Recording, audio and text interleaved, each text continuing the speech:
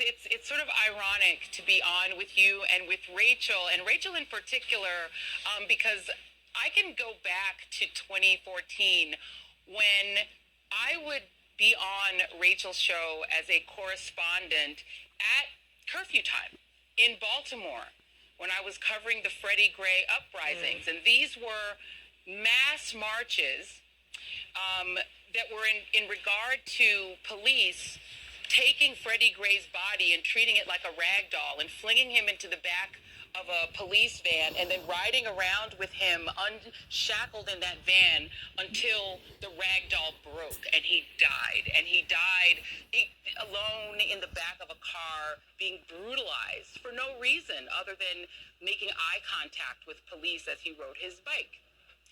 And the uprisings that took place after Freddie Gray brought in what a level of policing that I've never witnessed ever in life. It looked like a war zone.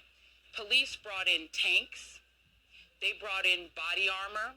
They were wearing full body armor rubber suits where they almost looked robotic, full gear, enormous, powerful weaponry, and they were phalanxed out all across Baltimore, Penn and North. They were standing menacingly, waiting to brutalize anyone who even looked at them funny. The level of force, the level of just almost indiscriminate rudeness, cruelty, hardness of those police officers, and at curfew time, which would be 9 o'clock, and then almost every night during that uprising, at some point I would go on with you, Rachel, and describe to you what I was seeing, and it was terrifying. And what terrified me in those moments in Baltimore were not the marchers. I was never afraid among the marchers. The marchers just wanted justice. They just didn't think it was okay to just kill a guy because he looked at the police funny. I wasn't afraid of them. I was afraid of the cops because they were menacing. They knew those marchers were coming every night. They knew there was going to be a curfew every night. The great Elijah Cummings would walk people home and get them to go home because he didn't want them out after curfew. But there would always be some guys who would stay out after the curfew, who would refuse to go home, who would claim the right to be in their streets. And I was never afraid of them. I was afraid of the cops.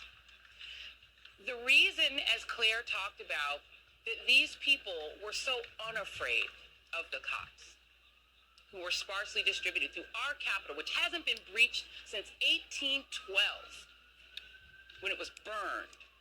The reason they could easily and casually, with their cameras on, film themselves throwing things through the walls of our capital, our property, going inside the Capitol, sitting in Speaker Pelosi's office, casually take pictures of themselves, have that played on Fox News, they know that they are not in jeopardy.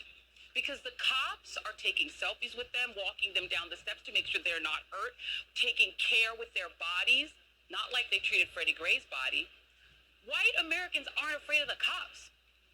White Americans are never afraid of the cops, even when they're committing insurrection, even when they're engaged in attempting to occupy our capital, to steal the votes of people who look like me. Because in their minds, they own this country, they own that capital, they own the cops work for them, and people like me have no damn right to try to elect a president.